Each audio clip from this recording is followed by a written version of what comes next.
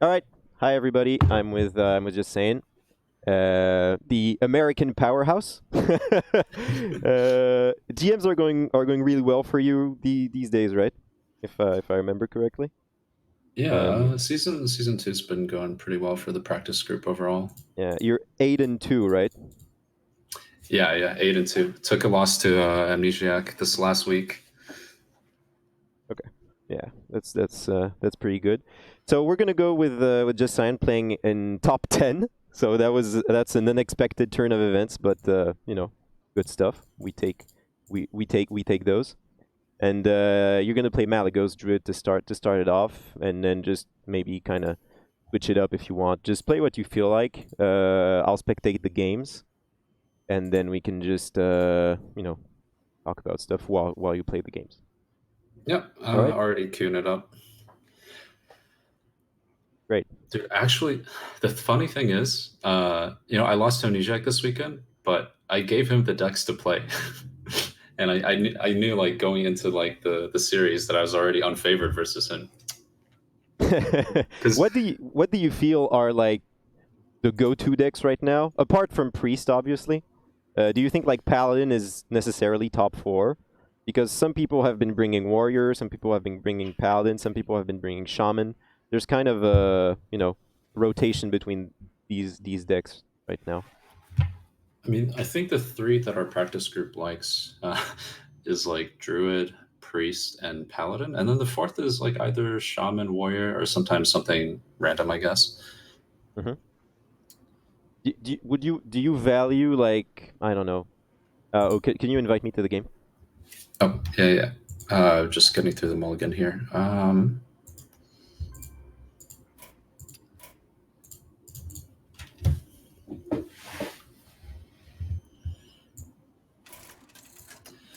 All right. So So this is always interesting. I'm always interested in like this turn one because a yeah. lot of the times the Mali Druid needs to draw cards more so than it needs to complete the quest. Oh, so you'd be willing to skip a turn on your quest, and and coin the vendor? I think so. Okay, Because that's if you don't have Nourish in hand already, right, it feels like, well, if I go quest and coin, the only good option I have is if I hit Oasis Surger by turn 5. But if I play the Merchant, I kind of advance the quest and okay. the card draw at the same time. Plus, we have Pounce, so potentially we're going to be able to clear next turn anyway. All right, that's interesting. Yeah, because I feel like when I play the deck, I more often than not, I will actually run out of cards and just die because I don't have enough cards in hand, and it's kind of a drag. Yeah, Nourish becomes super important in a lot of these matchups. Yeah. Do you Lodi just versus always keep Nourish with the deck? as much as I can afford to. I think Yeah. like if you can be greedy, then why not? Because Nourish tends to win the game and find you all the things you need later. Okay. Uh, the Discover option was like Lodi or Wrath or Ancient of War, and Wrath when you don't have cards should be better than War. Mm. What do you feel like the good matchups for this deck, apart the obvious one that would be Warrior? What matchups does it is made better than by Malagos, and what matchup is made worse? Is basically what I'm asking. Sure. So the big upside to Mali, especially for late GM, is that it's very good against like Holy Wrath Paladin. It's about the same against things like Shaman, and it's just guaranteed late game versus Warrior. Yeah. Yeah, I also found it that it was actually very good against Holy Wrath Paladin. I was kind of surprised, but you just out combo him. Like your speed of combo is higher most Yeah, of the most time. of the time you actually get ahead of the Paladin, which is really nice. Um, what is this guy playing? Houndmaster, Ziliax. Just looks like Probably just Highlander. Highlander, right? Yeah. Okay. Probably I telling you to take it out. Yeah. just need to tweak a little something on the stream. I'll be back in 2 seconds. Okay.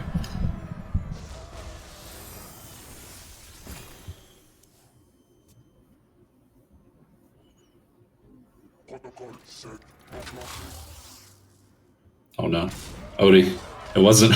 It's not Highlander. Oh no. Oh no.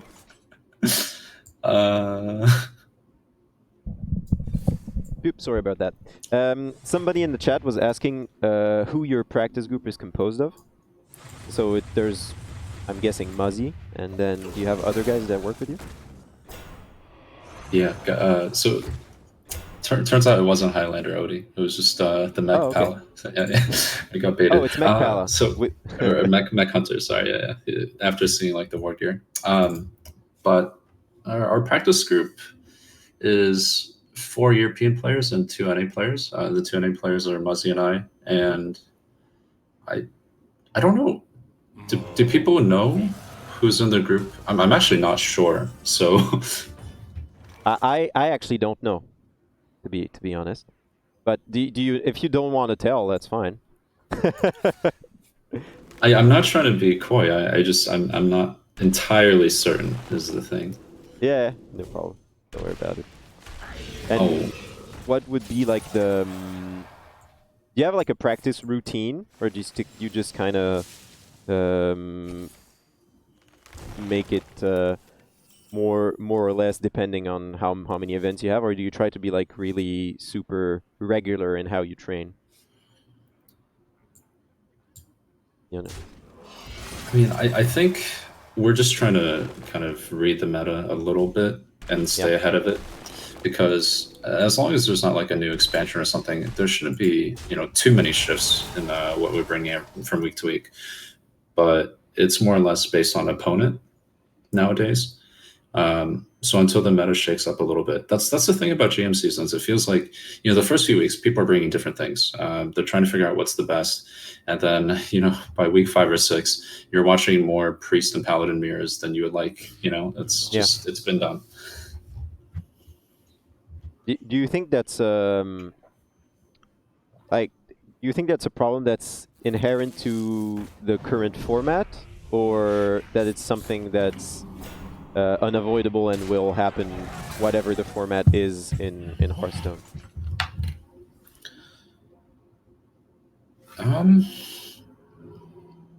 Yeah, maybe it's just because the meta just doesn't shift, right? And that's maybe the biggest problem. Here, I think we're just going to play for tempo. It is Hunter, and I'm looking to gain board and cycle my cards later, I think. And double Surger is just pretty insane. Yeah. You don't necessarily need the Floop to make another Malygos anyway, right? You can easily have enough damage without looping out Malygos. We basically only need to push 6 damage here, right? Because Elisa's on the far left and the Moonfires are on the far left. My hand is going to end up being double Moonfire. Even if I have like a 7 or 8 card hand, I can always manipulate the duplicate effect to have those. So I have all the burst damage I need. Very interesting. Yeah, you're easily going to represent 24 damage in this game, so you just need to take the board. All right. I don't really see what a Hunter could do anyway at this point. This draw was so slow. I'm kind of wondering if this is like a mech variant, maybe, of Reno Hunter, because he didn't do anything the first few turns, and he has a Houndmaster, right? Yeah. Typically, like, you have enough mechs to not be running Houndmaster as well, so pretty weird. Yeah, what's surprising to me is that he's actually decently ranked. Yeah, maybe we need to copy this deck for GM next week. Looks spicy. Spicy decks. What decks are you normally streaming nowadays? What do you mean? So I've been streaming a lot of Paladin under either it's you know, just Churvela form, like the classic OTK deck, and then I've been also streaming a lot of just pure Highlander Paladin, because it's pretty fun. It's pretty far from the power level of Churvela Paladin, but it's pretty fun. And when you just coin out Sir Finlay and he gives you he gives you the ballista shot. That was a pleasure. Just spam the 3 damage. The face. I think here we can actually just copy the hand and go all face.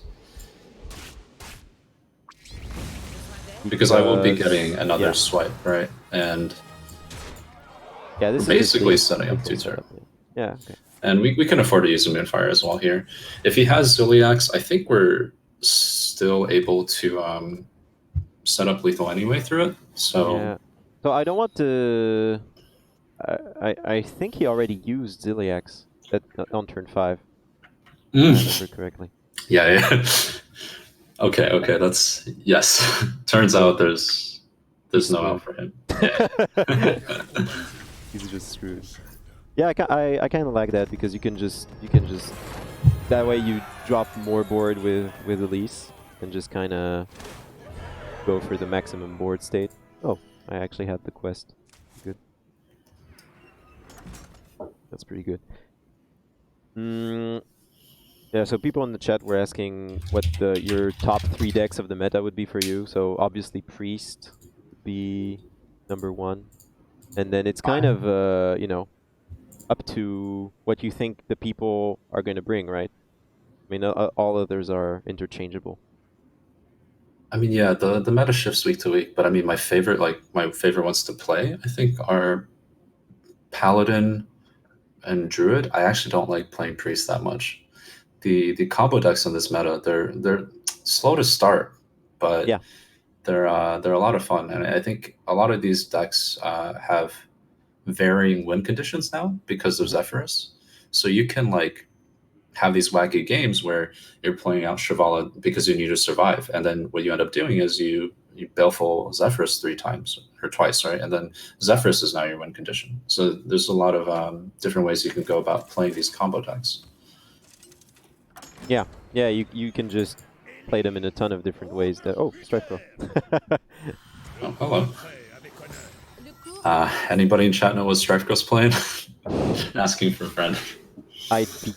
So last time I tagged him, he was playing Shivala Paladin. But I saw him on stream the other day, and he was playing some weird aggro Highlander Paladin.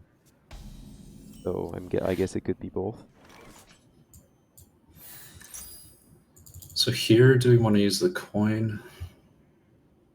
You could you think about not using the coin potentially because you're maybe not going to play anything before turn 6 anyway. Is that the point? Yeah, but also it's like if I draw like Merchant, I'd like to play it and coin it next turn, and we have a very slow start versus Paladin anyway. But I mean, most of the time it's better just to do it. But it's interesting because we have double Nourish in our hand, right? So it seems almost okay to take the gamble. So I know this is kind of the really basic question that you would kind of come to expect in any interview or anything, but what have you? It's been almost now 2 seasons of Grandmasters. Do you think that? So there were a lot of things that weren't necessarily going perfectly in the first time around. Do you think that things have improved?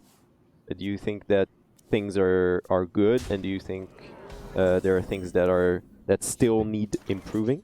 I don't know if you can talk about all this, of course, but say what you can say. Do you mean from like a personal perspective, or like the system at all? Of course, from a personal perspective. Okay. I mean, it's definitely a format that is going to bring out the best and the worst in people, depending on if they're winning or losing, right? Like you have this cycle where players are losing their matches, getting mad on Twitter, calling out the casters for some reason, and then preparing for the next match. That's a weird one to me. Yeah, like the casters have no influence on your play, right? So what's the point of that? But that's always been a little strange. But it seems like, you know, definitely tensions are high, right? Because you don't get to play a whole tournament. One season is basically your tournament, and you don't get to, you know, like take the loss and move on. You have to deal with your record for 8 weeks, right? Which can be, quite a burden. Yeah, I definitely get that. And then there seems to be also, it's weird to me because there's some people that like don't, it feels like they don't really train all that much, but then they still find the way to be salty about the format and everything. But I don't know. There's a lot to say about the format, I agree, but I think if you don't put in the time that's needed to be at your best, you don't really have ground to stand on to criticize the format, right? And I've been seeing a lot of people, especially in Asia, but also in NA, to a lesser extent in EU, that clearly have not been showing the quality of gameplay that you would come to expect from a GM. You agree with that? Well, I think as the season goes, definitely motivation either goes way up or way down, right? Yeah. So, yeah, I think some people are, they take the loss a little poorly, but at the same time, like, we don't know. Maybe they've been preparing for every week to the best that they can, and they're just simply, just not had it pan out. Because in the end, the amount of matches they're playing is not too much more than a standard tour stop. Yeah. Okay. Right, so here you just go for the nourish. And then... Are there other considerations? Not really. Yeah, it doesn't seem like it. Okay. So is there sometimes a situation where you will just go for like full armor or full heal in this matchup? Like if he uses an early Shirvala or something like that for some reason? I'm guessing that doesn't happen too often, right? Yeah, it's pretty hard to bait the Shivala for sure. I don't want to use the Moonfires here, but what would you do here? Actually, I'm kind of. Yeah, I think you just drop it and go. You can't really spend a Moonfire, right, for the 1/2. So trading is so obnoxious, right? So you just have to get the trade on the 3/1 and go face. Yeah, I agree with that. Yeah, it's not pretty. I don't know if there was ever a world where we could actually expend the Moonfire and try to heal a little bit, but the Mally probably won't stick ever, and we're likely going to look at a hand where maybe flooping the Mally afterwards is fine. He just has so much healing now, though. But we prevent kind of a clear from happening, at least, with the Pyromancer. Yeah, so somebody in chat said, I've been watching Purple a lot recently. He says he doesn't like to practice for GMs because he doesn't like playing Priest and against Priest. Because the deck is so broken that it's not enjoyable for him to play it. That's a weird one to me, because I feel like, okay, Priest is very strong. Not arguing about that, of course. But I don't feel like it's been one of the most oppressive decks that we've had in HearthStone, We've had so much worse. I don't understand all the I'll say the negativity around Priest, especially since Priest was so bad in the past expansion. I don't know what you think about that. I'll let you think about your turn. I'm tempted. That's the second Pyromancer, right? Yeah. Potentially Mally can stick, but probably still too early to go for something like that. Just equality consecrate and just blow you out, right? Yeah. But it's kind of fun to think about like bad spots and whether or not like that play is ever viable, right? Yeah. Both Pyromancers down. Strife is definitely just trying to dump cards, so there's sometimes spots where if you're behind enough, you have to make a play like that. Yeah, that's true. I mean, you have a lot of draw in your hand right now, so I don't think you need to make such a. I mean, of course you don't need to make such a committed play, right? Yeah, and our hand is panning out well. We're going to end up spending this Nourish and this Hidden Oasis next turn, allowing us to have Mali, Moonfire, Moonfire on the far left.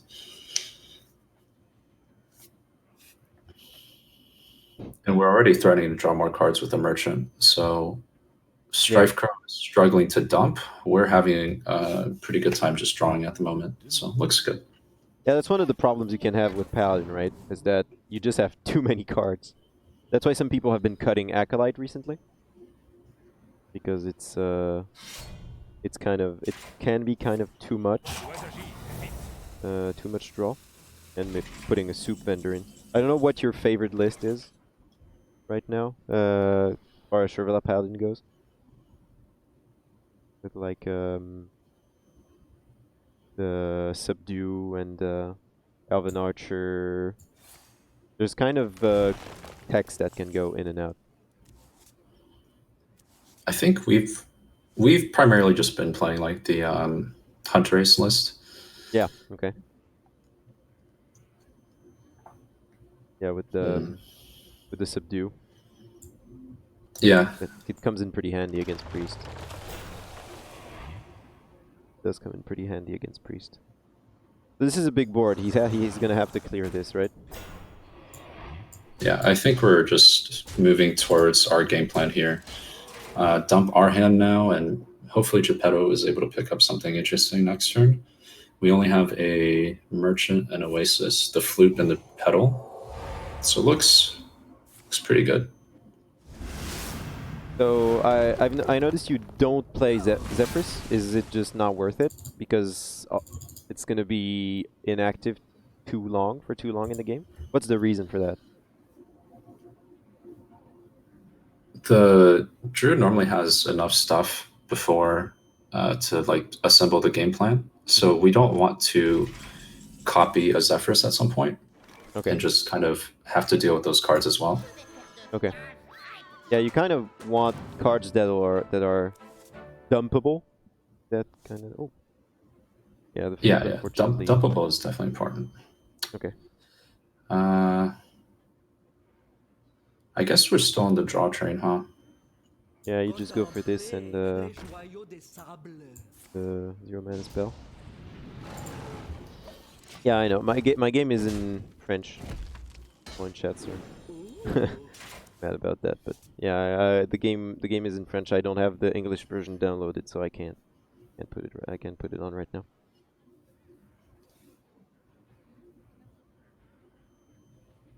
I mean, the audience is mainly French, right? Or... Yeah, of course. So this is kind of an experiment to because I don't really know what percentage of the audience speaks good enough English to understand this. So you're kind of a test subject to be completely honest. Well, I mean, I'm happy to join you, and I remember like all the tournaments we played in 2018 as well. You did super well in the esports arena tournament, right? Esports arena. Oh yeah, that was the one in California, right? Yeah. Santa Ana. Is that it? I can't remember the name of the city. Yeah. It actually is pretty good with like a kind of a wacky lineup that should have had no chance, but since everybody was playing, what was it called? Summoner Priest. What was the name of that card? You know, the 4/4 for 6 that summoned a card of equal to the cost of a spell in your deck. I can't remember the name of that card. Spiteful Summoner? Spiteful Summoner, yeah. Everybody was playing Spiteful Priest. And so all my kind of bad decks ended up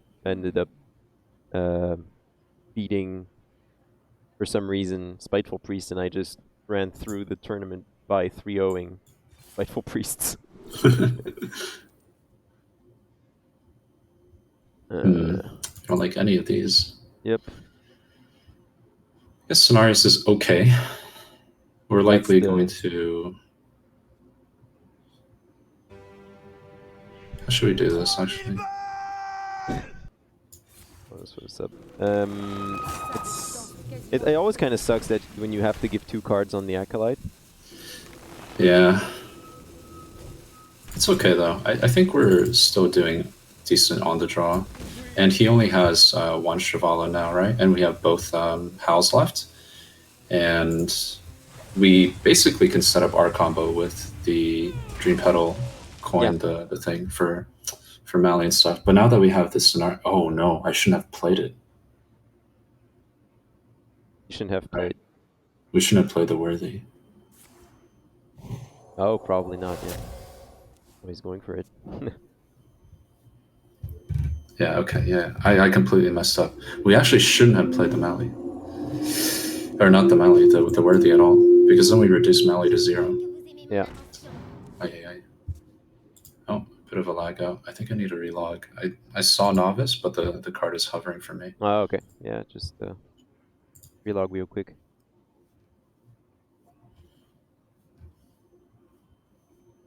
Are you gonna have to just try the Florist here? I'm not quite sure what the board state is. Let me see. It's just a 1/1.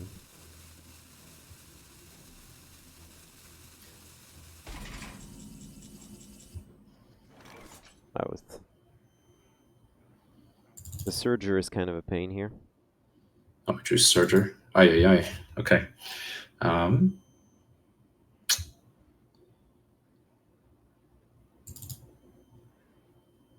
Well, we do have Elise and stuff for the Howl, right? So...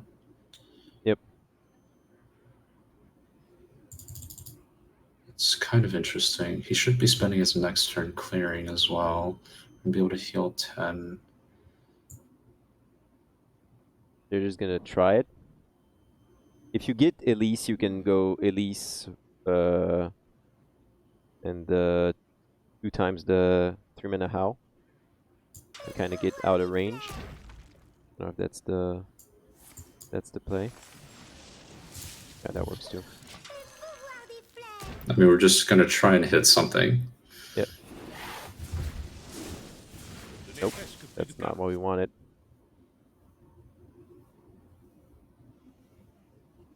Yeah, so just not play the expedition is worth it sometimes. Do you think the I don't know. I've seen the expedition go in and out as well. Do you really think it's necessary? Because I feel that sometimes it can be a bit clunky. I don't know. It's just kind of especially in the Malagos, you don't necessarily want cards that give you board. I don't know if that makes sense. It's definitely clunky. But the thing is, you're still playing Druid, right? So you still want the most chances of hitting the Nourish or the Lodi or the Starfall.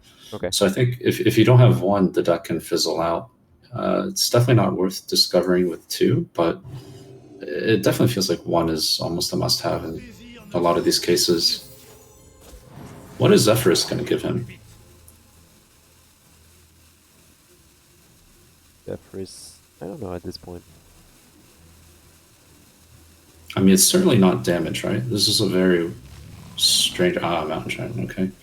It seemed like a rather strange Zephyrus pick to me. Yeah, but you don't always have the option with Zephyrus to pick what you want to pick, right? Well, now we have to play defensive, so I guess we're going to go for Howl.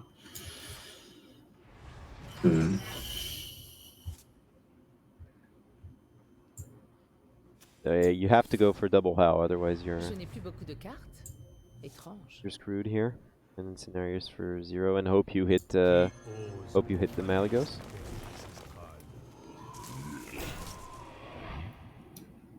Now, it seems like we have to clear the board. Let's see. Yeah, definitely. Okay. So Zephyrus will never give you damage except if it's lethal, right? Like, he will never give you Pyro if your opponent is at 11, will he?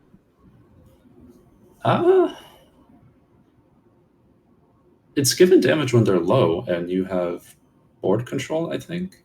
Okay. Okay. Because he's been consistently giving me 0 damage, even though I'm in a good board state and everything. I don't know, it's weird to me. Zephyrus, I mean, we're discovering more and more things about Zephyrus every day. Like, it's different per class as well. Like if you test Zephyrus on 2 against an empty board from Warrior, Shaman, or Paladin, it actually has different options for you.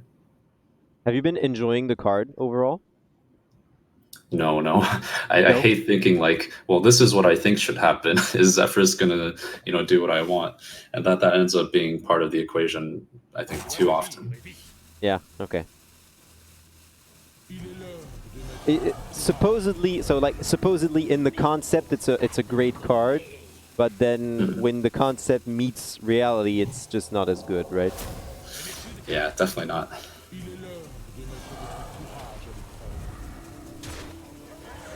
Okay.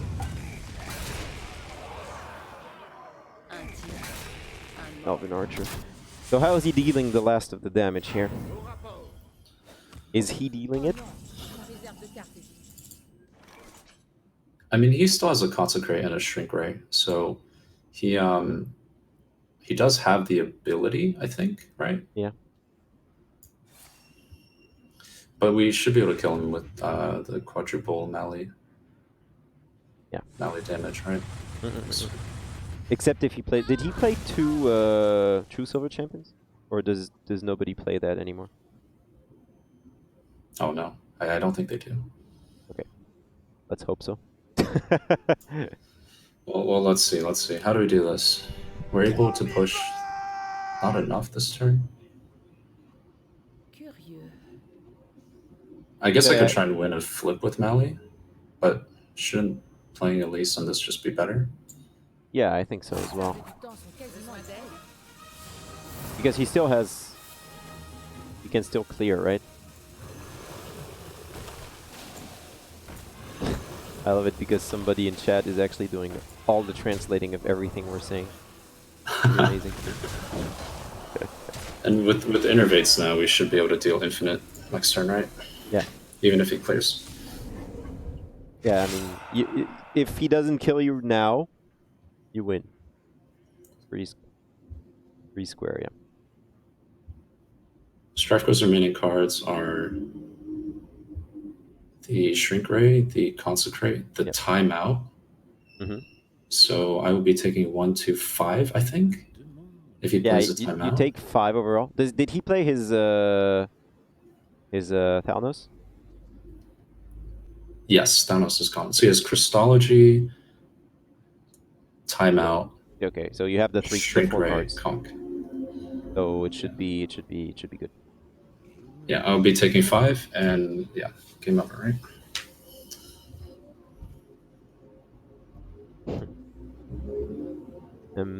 Yeah, in chat, if you have questions for Cyan, don't hesitate. If it can be about the deck, or it can be about anything else. Just don't ask why I play the Worthy Expedition. Because we were talking about something else and you didn't think about it. That's a good answer. I mean, I guess I assumed it wasn't going to be just minions, right? Yeah. So yeah, the first of those cards just was already played. That's 2. Yeah, he played the Zephyrus card a bit earlier. The Zephyrus gave Mountain Giant. I don't know what he was hoping for on the 5 mana. Definitely kind of a strange play. Yep. So this gets you down to just to 1. 2. And then, yeah, that's more than enough damage. More than enough damage. Oh, close game. Bit of a slip up from my end, so just shows that the matchup's still pretty good, though. Yeah, definitely. Well, in the end, it's still the fact that you were able to pressure him so much forced him to play his Shrivala, and that kind of led to the win in this specific instance. So it was an interesting game because it's not the matchup doesn't necessarily play out like that. It's also because Elise was the last card in the deck, so you had to kind of compose with what you had. Yeah, and he had Thekol on 3, so that definitely changes a lot of things too. Yeah. Oh no, it's Yarla. That's a lot of extra HP. Yarla So with Priest. here we are up against the big boss. Yeah, that's kind of the problem with the deck, right? Right now on ladder, is that you're just gonna face so many priests. So many girls. Girls on one. OP.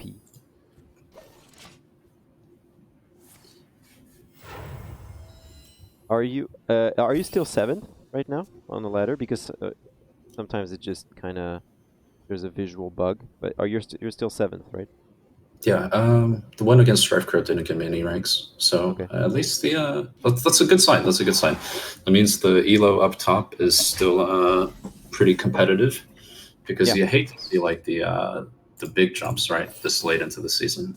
It means Yeah, not enough people are definitely. playing. Definitely. Yeah, I wanted to come back to something about GM. And the fact that you were one of the people who went to a bunch of tournaments in the past years, Mhm. and how do you feel about the fact that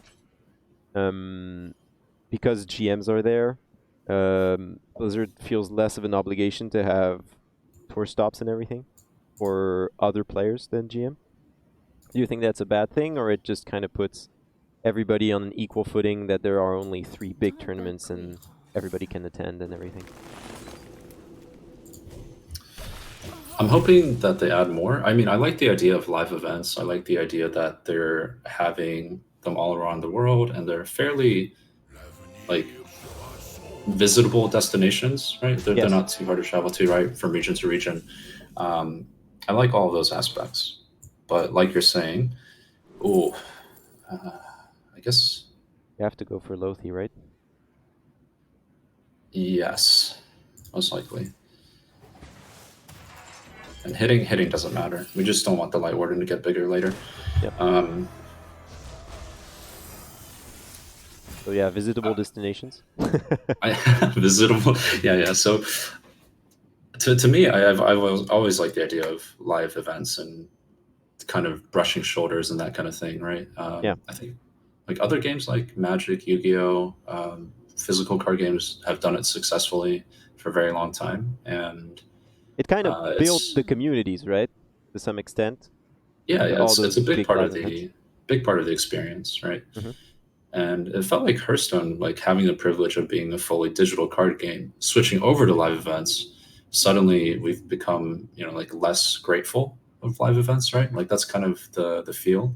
Yes. Is people are not happy that not everyone can show up and make money at the live event, or is guaranteed a part of the prize roll, right? Yeah. I don't know. I think physical card games has always been about the experience. So Hearthstone's definitely struggled because you come from a different mentality there. Yeah, definitely. I mean, the mentality kind of has to be different as well, because it's just not the same type of content. Like I don't know. It's harder to justify moving that many people for something that can be played online. But Yeah. yeah, I think if the problem would be, there would be less of a problem if the open cup system was better. But they tweaked it, so I hope everything goes better from now on for the open cups. I'm guessing you didn't. I mean, you didn't have to play any, but Yes. you remember grinding open cups back in, what was it, 2017? Has the system changed much? Yeah, I mean, it's pretty different. The fact that before now, the fact that it was all Swiss was just too grindy. Holy shit. Is your kid just killing you? Wow. We try and dodge Yarla as much as we can. Yeah. You play to your outs, right? I mean, when you're playing Druid and Amit hits the board on 4, you're pretty screwed most of the time, right? Yeah, I didn't really see a way around too much of that, but it's okay. Do you keep Loti in your beginning hand against Druid so you can deal with the Amit? Or is that... Oh yeah, definitely. Yeah? I think Okay. as priest versus priest, you should definitely be keeping Lodi. Okay.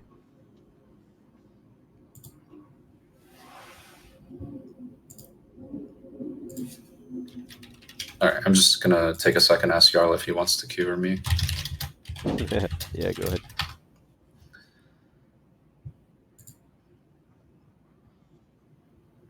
Yeah, especially when Amit hits into Psychopomp. Like when these two are combined, it's just impossible, absolutely impossible to come back from it. Is Yarla queuing? Yeah, he's in the middle of a queue. Supposedly, you're not able to queue into the same opponent twice. Yes. But sometimes at like top elos, the game will consider that you haven't queued for a long period of time. If you haven't hit an opponent in like 2 minutes, and he'll just give you the same opponent again anyway. That's actually happened to me beginning of the season. So you can't be 100% about that. It's still a pretty good change though, because it felt kind of bad to just hit the same person in high elo like 6, 7, 8 times in a row sometimes. And then you get into the game of like, what deck am I counter queuing? What is he gonna play? Yeah. And everybody has like 18 decks to counter queue like ultra specific matchups. It becomes kind of ridiculous. Yeah, that was like the true tryhard of ladder back in the day. Yeah. Because when you had to grind ladder finishes, like often you were queuing one deck and you had the queues to the counter to your deck and counter queues of what your opponent might queue, and it became a big mess. It was pretty nutty back in the day to like grind the ladder, and they're bringing that back. You saw the announcements about that they're bringing top back. 16. Yeah, top 16. So that feels, I don't know. I'm mixed about it because at the same time I'm happy to see ladder coming back for like ultra tryharders, but then top 16 is, I don't know. I think maybe top 50 would have been a better mix, because that way you top 16 feels slightly random, is maybe what I'm trying to say. I don't know if you agree with that. Could they have done like an aggregate amount of finishes? Like they take the possibly. top 50 across 3 seasons? Yeah, possibly. Something like that. Yeah, I feel like one top 16 is you know, it's a very high bar to set for, especially since you can have a jump that's going to be like from, you know, 24 to 15 or something like that. I'm guessing the jumps will be different though once that's implemented. Yeah, there should be just like single digit jumps for sure. Yeah, at some point you're just going to hit 25 and then 24, 23, 22. And it's just going to go like that. Oh, that's a big struggle too, because you just don't know how many like wins you are or how many wins off you are, basically. Yeah.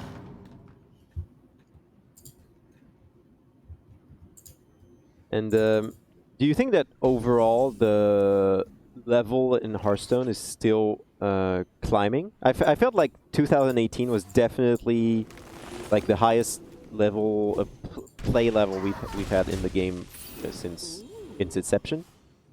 But I don't know, 2019 it's kind of hard to tell, because so there are definitely some people in GM that are playing really well, but that's kind of expected. But then it's hard to have a broader view on how the bigger number of players is faring. So I don't really, I don't know. I feel like it's harder to know if the overall level is still improving. I don't know if you see what I mean. Great. I think we want to put as much tempo as we can into the nurse turn and make sure that the 1/4 keeps drawing. So if he doesn't coin Reno, he's like pretty far behind, basically. Yeah. I definitely feel like the incentive is different in 2019.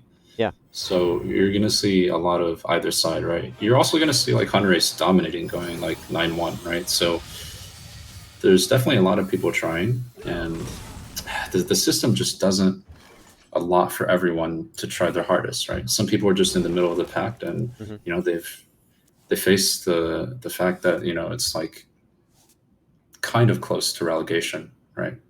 Yes. But they're fairly safe, but they can't make it to playoffs. So what are you supposed to do in that spot?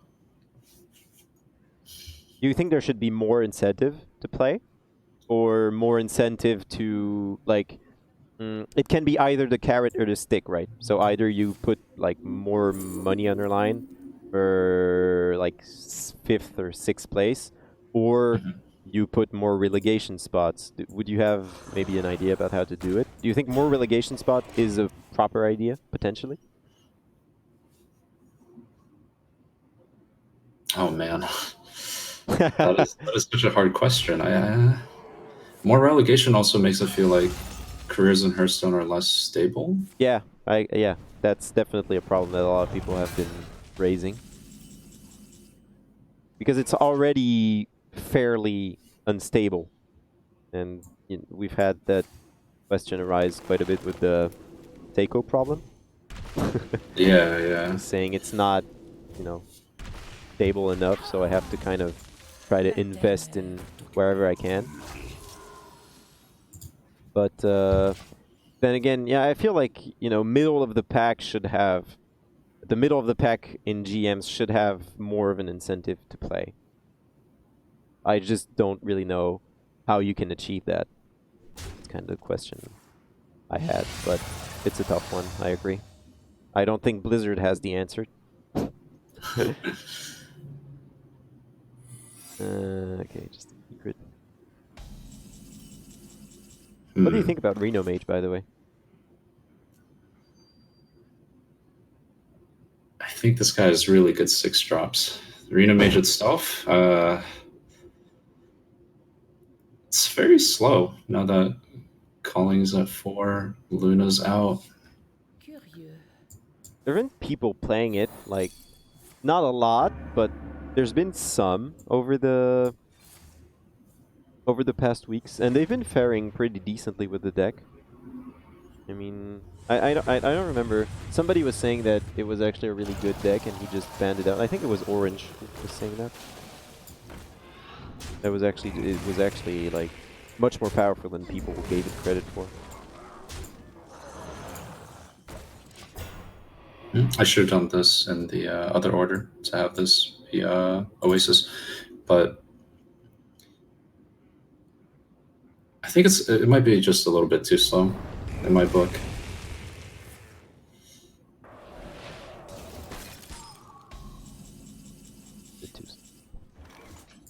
Interesting. Okay, the Oasis is just to heal the 5-1. Okay. Yeah, this is gonna be my last one with you already.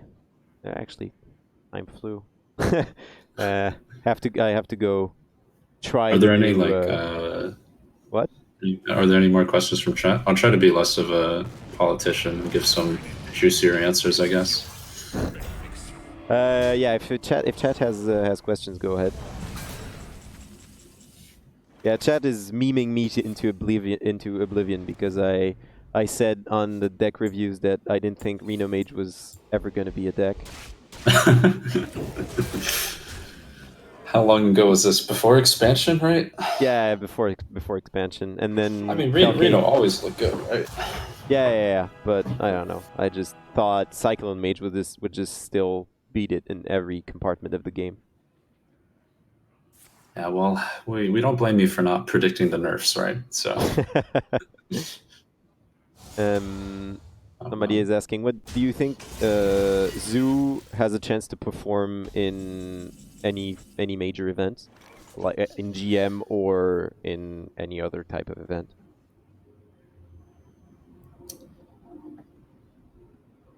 Zoo Warlock.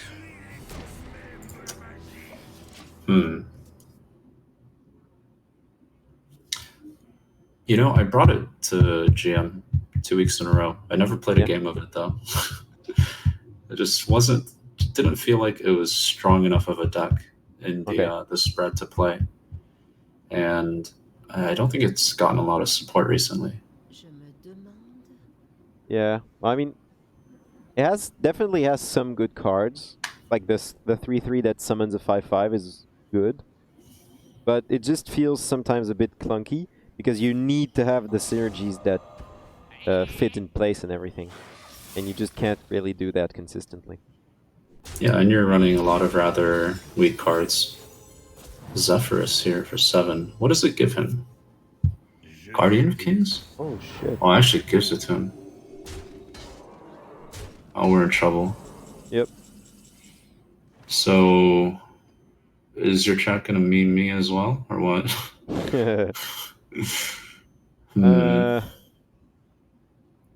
So what would you need here? Did you already spent a swipe or not? I've spent a swipe, yes. Oh, this is gonna be a tough one. Mali, Starfall, Moonfire, and then what? Force him to spend a turn reacting, but the thing is, I've already played my Oasis Surger, so the Geppetto doesn't really give me a lot. It gives me Merchant, it gives me Elise. That's about it. Yep. Problem is that if he plays Geppetto, I see the question. So if he plays Geppetto, his Floop is no longer Malygos, and so you can actually never win. Well, I think I just have to draw the Elise, right? And then the Elise will give me the ability to play a 4-mana Malygos, have both the Moonfires and the Innervates and a swipe, right? So yeah, I think it's possible to get there, but it oh, that's gonna push just too much damage. Yeah, potentially I was just supposed to slam the Mali and pray, but it doesn't seem like that's gonna go too well. So, kind of an obvious question in chat, and we kind of touched on it earlier, but what do you think about the best of 3 format? Best of 3 format. Ooh, I mean, I think there's a decent amount of game theory to it, right? Like, yeah. It's not super solvable. It's annoying that they don't have to queue a deck, so its targeting becomes not very relevant at all. Yeah, targeting is actually completely irrelevant, right? I mean, yeah. You basically cannot target decks. That's how I've been feeling about it, at least. That's a decent swipe, but I don't think it's still gonna be pretty hard to get there. Relax, we'll get there. He's at 8. We can, what can we do? We can, this 4/6 never gets revealed, right? So what happens is I draw the Moonfire eventually, okay. and then I draw the Elise, and then he's dead. Sure, Moonfire as my next draw is lethal, right? So let's just go with that. Unless he has somebody to clear it, but don't think so. Oh no! Oh no! Oh, you hate to see it. Do you have an expedition? No, you already played your only one. Yeah. There's a Merchant, a Moonfire, a Elise, and something else. See, I don't play with Tracker because I'm trying to practice for like finals, right? Je n'ai plus beaucoup de cartes. Étrange. Oh, there's a Florist. Yes, that would be the one.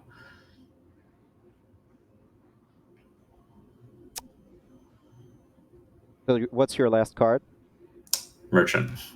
Oh, okay. Seems pretty over to me. Yep. That looks cooked.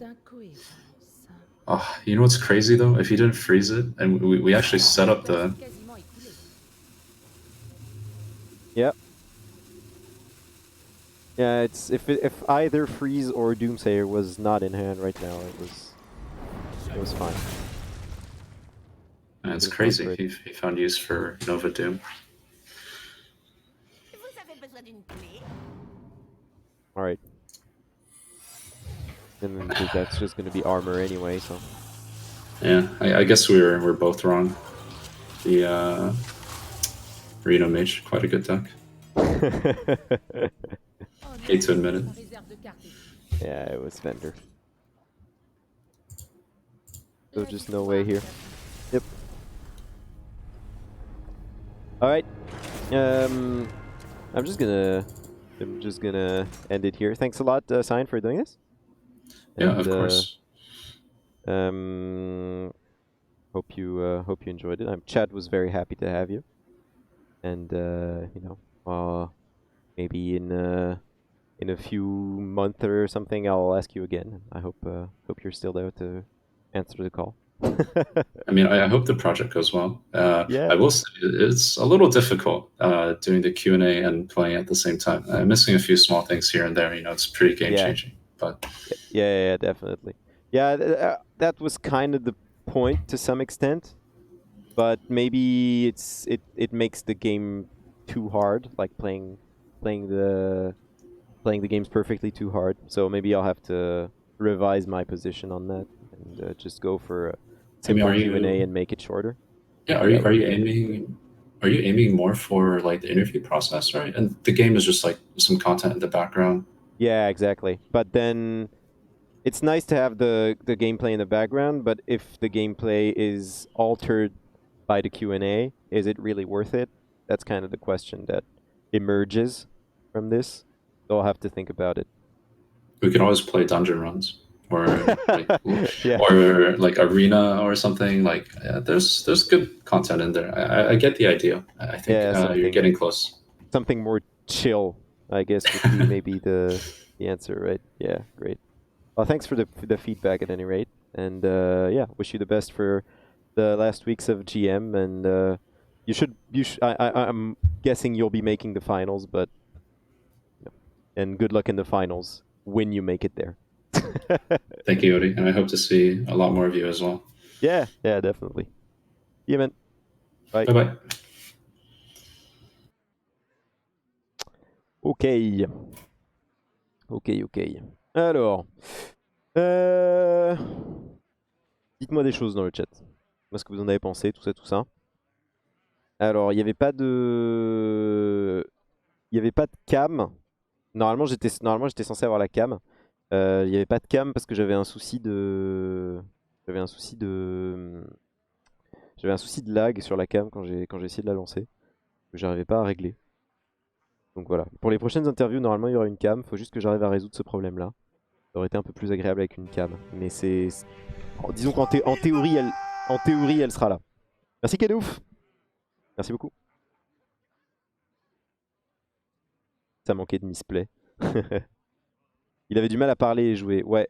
Donc là, il faut que je réfléchisse à un truc. Soit on considère que c'est sympa d'avoir une interview comme ça qui est un peu subdécoupée par le gameplay. Et forcément, on a des questions, on a des réponses peut-être un peu moins complètes aux questions et un gameplay qui est un peu moins léché, mais ça permet quand même de combiner les deux. Ou alors on fait pur Q&A, ou alors on fait Q&A sur fond d'un truc chill. Ce qu'il disait c'était arène, c'est pas idiot, potentiellement. Mais le truc c'est, tu vois, si t'as des gens du calibre de Saiyan, de Hunter Race, de Orange, etc. qui viennent, est-ce que c'est pas dommage de pas jouer un peu des games avec eux aussi, tu vois? Donc c'est pas simple. Pas simple comme question. Être review une partie déjà jouée. Le review c'est encore pire, je pense, parce que review tu veux vraiment être focus sur la game et repérer les moindres petits détails en fait. Fais un match contre lui, pas besoin d'être trop concentré. C'est une possibilité. Tu peux pas juste Q&A, impossible. Je pense que Q&A on perd trop de monde parce que là, ce que j'ai bien aimé avec la façon dont c'était fait là, c'est que comme il réfléchissait en plus, il parlait un peu lentement, il prenait bien le temps de choisir ses mots. Et avec les gens, s'il y a des gens qui comprennent bien l'anglais mais pas parfaitement, c'est quand même pas mal parce que ça ralentit le rythme de l'interview. Il y avait Buxy notamment. Merci beaucoup Buxy d'ailleurs pour tout ce que tu as tapé pendant l'interview et toutes les traductions et tout. Mais ce qui est bien, c'est que ça ralentissait un peu le rythme de l'interview et ça lui permettait d'être un peu plus humaine, on va dire, pour les gens qui suivent avec un anglais légèrement imparfait, on va dire. Je peux aussi séparer l'émission en deux parties, une avec du gameplay chill et une avec du gameplay plus poussé. Ouais, c'est une possibilité aussi. Gameplay, je peux aller voir un stream d'un GM, juste des questions, tu risques d'avoir des blancs, et alors le ladder donne aussi des questions. Yep. Il y a des moments où il y avait des petits blancs à la fin des questions. Quand il était en train de réfléchir à un play, et en plus il réfléchissait à ma question, et du coup il prenait le temps. Je pense pas que c'était grave. Ça pourrait être perçu que, par certaines personnes, je pense, comme un problème, parce que quand tu fais une interview, tu veux vraiment que ce soit du tac au tac. Je pense que là, vu qu'il y a un processus de réflexion, c'est pas très grave. Et au contraire, j'ai tendance à plutôt apprécier le fait que les gens prennent du temps pour réfléchir à la réponse avant de partir direct dans le ping-pong, quoi. Et en soi, je pense que c'était ok. Je pense que c'était ok. Il était très... Comment dire? C'était difficile pour lui, et je pense que ce sera le cas pour tous les Grands Masters, de parler vraiment, de rentrer vraiment dans le vif du sujet des Grands Masters, parce que aucun d'entre eux ne sait exactement quoi dire et quoi ne pas dire. Donc c'est des questions que... Il faut que j'arrive à trouver des questions un peu périphériques qui permettent de rentrer dans le sujet. Parce que là, j'étais peut-être un peu trop abrupt, on va dire, sur les questions que je lui posais sur les Grands Masters. Et j'allais dire, il se sentait agressé. C'est excessif comme terme, mais vous voyez ce que je veux dire. Merci Bender2218 pour le sub. Merci beaucoup. Je vais faire une partie présentation plus question principale, puis des games avec des questions du chat. Une possibilité aussi, Miraculous. Ouais. Je vais réfléchir un peu à tout ça, mais si vous avez des idées, n'hésitez pas, hein, envoyez-les. Je suis preneur, comme dit le principe. Le principe est très simple sur papier, mais il gagne à être légèrement modifié à chaque itération. 1 heure, c'est court. 1 heure, c'est court. Après, tu sais, c'est difficile de demander à une personne d'être là pour plus d'1 heure. Sachant que c'est des gens qui ont des plannings de prac assez serrés, qui ont pas mal d'autres choses à faire. Donc ouais, je peux demander plus d'1 heure, tu vois, aux gens. Après, j'ai peur, d'une part, que ça fasse long sur la TV, parce que, mine de rien, il y a pas mal de gens qui quittent le stream à ce moment-là, parce que c'est compliqué pour eux, parce qu'ils comprennent, ils parlent pas anglais. Voilà, donc il y a cette problématique-là aussi de combien d'heures tu peux allouer à ça sur la TV. Sachant que, par définition, ça fera moins de stats qu'une émission normale, on va dire. Préparer une interview, c'est un métier, donc c'est normal. Yes, tout à fait, Yelmi. Ce n'est pas mon métier, d'ailleurs.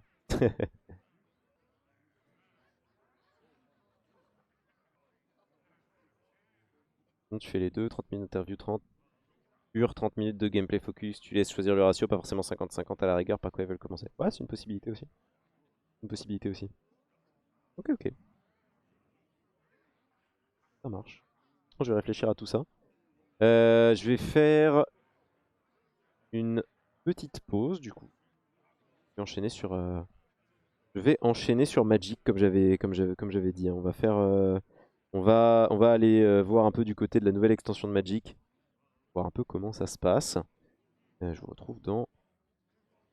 Allez, 5 minutes maximum. Le temps de setup le super account de Magic. A tout de suite.